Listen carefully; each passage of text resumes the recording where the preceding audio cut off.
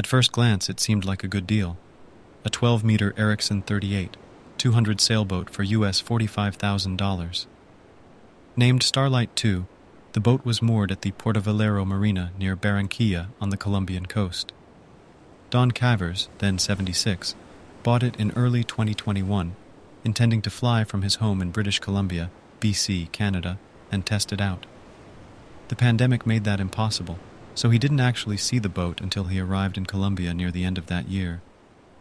It was more weathered and rusted than he'd imagined, but his life of adventure, sailing and farming, had made him a jack of all trades, able to fix almost anything. Cavers and his stepson, Omar Gaitan Burns, planned to sail Starlight 1,200 kilometers to Puerto Rico. There, Cavers would meet up with other family members. They'd all sail around the British Virgin Islands for a couple of weeks before the others returned home, and he carried on to Miami, Florida. If he chose not to keep the boat, he thought he could probably sell it in the United States for more than he'd paid. Cavers and Gaitan Burns set sail from Colombia in late November. Things went smoothly until 2 days later, halfway to Puerto Rico, Starlight's electrical system failed. No light, no GPS, no auto navigation, no way to charge devices. Cavers was unperturbed, but Gaitan Burns, alarmed, his phone almost out of juice, sent emergency emails to Cavers' daughter, Annalise Grube Cavers in BC, saying they had no power and needed help. She contacted the Colombian Coast Guard and gave them Starlight's coordinates. A vessel soon found the boat and accompanied it back to the marina for repairs. At the marina, it took Cavers a week to find and install a new alternator, which turns mechanical energy into electricity. Gaitan Burns had to head off to a wedding, so this time Cavers set sail on his own. Heading north at nightfall into wind and heavy waves, he made steady progress. The next day, changing course to the east, he noticed that the boat was moving sluggishly through the heavy, rolling 4-meter seas. Donning his headlamp and checking below, he saw why. Salt water was sloshing back and forth on the floor. Each time a wave broke across the deck, water sprayed down through the closed hatches. The seals needed replacing. The maps and papers he'd laid out were a sodden mess. The bilge pump had failed, so the seawater had nowhere to drain. This wasn't going to be much fun. Bucket in hand, Cavers braced his lower back against the hull and began to bail. Waves pummeled the boat as it headed north on autopilot. It was like trying to stay on a bucking bronco.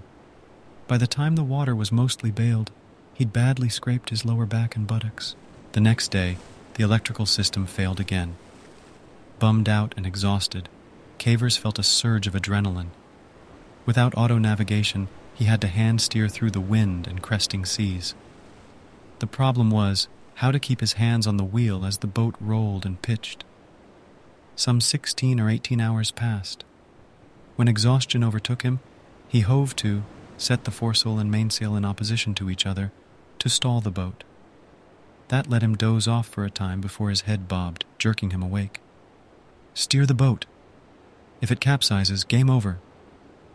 As the waves subsided to 2 meters or so, Cavers realized his mainsail was damaged.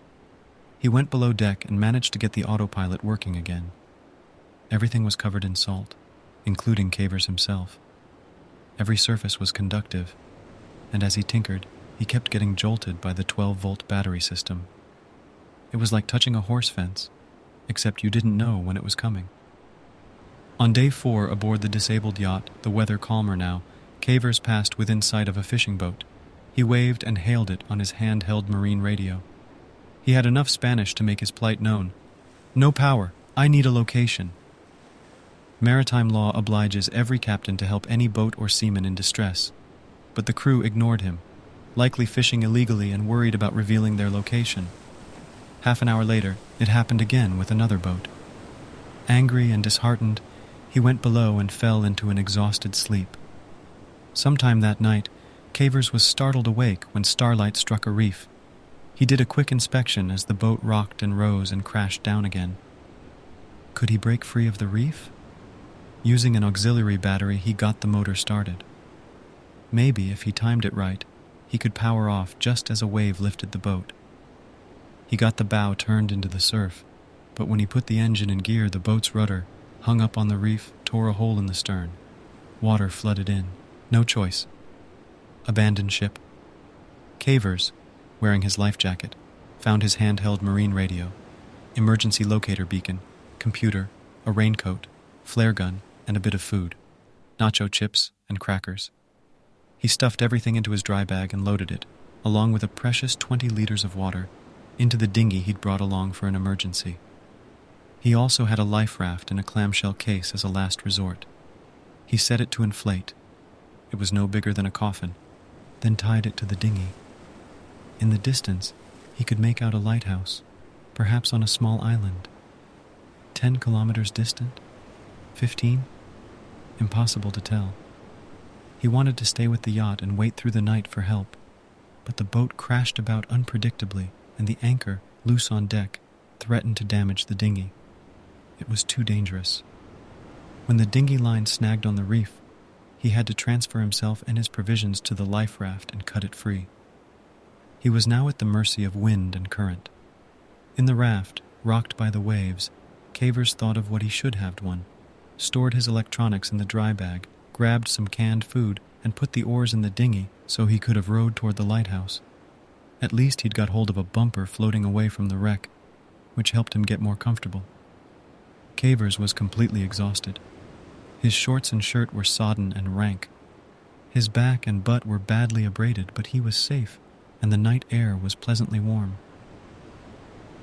When he looked back to where he'd spotted the lighthouse, he could see only dark, rolling waves and the vast, starry sky. The raft was drifting in the opposite direction. On a farm in BC, Annalise Grube Cavers raises livestock with her partner. Her dad had promised he'd check in each morning at 9 a.m. On his first day solo, he had done so. Since then, however, nothing. She knew he had an Iridium Go, a device that enabled global voice and data, but she wasn't sure it was working properly, and he'd never been the most reliable communicator. Now, after 4 days of silence, she was worried. Her dad was in good shape for his age, but he'd had a hip replacement, needed his knee replaced, and was alone on an unfamiliar yacht that had previously had problems. He'd always been good at getting out of emergency situations, true, but he was also good at getting into them. Grube Cavers contacted an organization called boatwatch.org, which is run by spouses Glenn and Eddie Tuttle in Florida. The Tuttles are retired FBI agents who use their investigative skills to find overdue, missing, and stolen boats. It wasn't really an emergency, Grube Cavers said, but her father should probably have reached Puerto Rico by then. The Tuttles instructed Grube Cavers to call the Coast Guard in Puerto Rico right away. Eddie Tuttle was unequivocal. "You have to have him declared missing," she said. "Alert every possible authority," meaning the U.S. Coast Guard in Miami, Canadian embassies in the Caribbean, emergency consular services in nearby countries, and anyone who could help. Guided by the Tuttles, Grube Cavers became the point person for concerned family and friends. Over the following days, she spent hours at her computer and on her phone, navigating the territorial complexities that arise when someone from BC, presumed to be sailing from Colombia, a sovereign nation, to Puerto Rico, a U.S. protectorate, on a yacht registered in Canada, goes missing, perhaps in Cuban waters. 6 days after setting sail from Colombia, now adrift on the Caribbean, the weather clear and sunny, Cavers had ample time to reflect. He reminded himself that he'd been in tight spots before. He'd once suffered a compression fracture of a cervical vertebra falling off a ladder, near-fatal amoebic dysentery as a young man traveling in Afghanistan.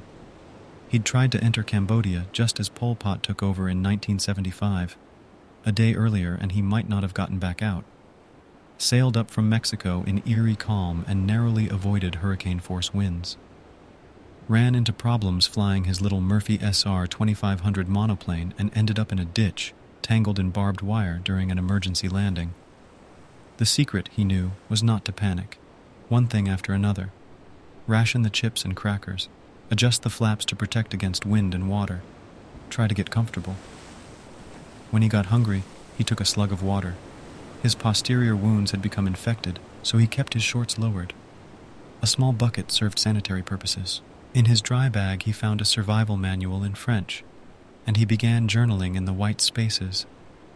When you have absolutely nothing to do but wait, It makes for a long day. Evenings passed gradually into darkness, glazed meditation into unconsciousness, night back into the morning. Cavers lost track of what day it was, constantly playing out rescue scenarios in my mind. Not much else for it to do. He was drifting southwest. When a bit of debris floated by, he timed its progress. It was moving, he reckoned, at maybe 3 knots. The life raft was drifting more slowly. At this rate, he estimated, he might cover 25 nautical miles a day. If he was more or less where he imagined, he might wash up in southern Mexico, or perhaps Honduras in 3 weeks or so. Cavers noticed that the antenna on his locator beacon was broken. Was it sending out an emergency signal? He replaced the broken antenna with the one from his handheld radio, and noticed a button that said, "Hold for 5 seconds." He tried it, but the unit didn't do anything different, or so he thought. In fact, 9 days after Starlight lost power, and 3 days after he'd taken to the raft, he'd finally activated his emergency beacon. Cavers' device was sending a signal to a SARSAT satellite, which tagged the beacon's country of registration before relaying the signal to a rescue network on the ground. Since Cavers had a Canadian-tagged beacon, personnel at the Joint Rescue Coordination Center in Trenton, Ontario, swung into action. The JRCC deals with about 4,000 emergency alerts a year, most of them maritime incidents. They sought to establish the beacon's location and who it belonged to, and then to alert the appropriate rescue agencies. Their task was complicated by the fact that the beacon's registration hadn't been changed over from the boat's previous owner. It took them a day to track down Cavers' family in BC and let them know they'd received the signal. Since the signal was coming from Cuban territorial waters, Trenton relayed the location to that country's Coast Guard. The Cubans were not especially helpful. They later claimed to have sent a vessel to the reported position, but found nothing and considered the matter closed. Trenton was also in touch with the U.S. Coast Guard in Miami. When the next day brought no news, it was time to issue an AMVER, Automated Mutual Assistance Vessel Rescue Alert, which interrupts the radios of ships in the area of the beacon's last location. The alert buoyed Grube Cavers' spirits. She'd been imagining the worst. Had her father been waylaid in Colombia before even leaving? The marina confirmed he had set sail. Was piracy on the open seas a possibility? Was he still alive? Cavers' life raft was stabilized by a cone-shaped drogue, a sea anchor shaped like the windsock at an airfield. Because it could destabilize the raft in heavy weather, he hauled it in each evening. On his 5th day adrift, growing weaker, he noticed minnows caught in the drogue's mesh. "Never been a big fan of sashimi," he wrote. 6 tiny fish on a soggy cracker made a meal, his first bit of protein. "Not sure I want to lose any more weight," he thought. He took a sip of water and dozed off. On the open sea, a ship's whistle is generally a warning to a smaller vessel to get out of the way. Jolted awake, groggy, Cavers realized that a huge bulk carrier was bearing down on his raft.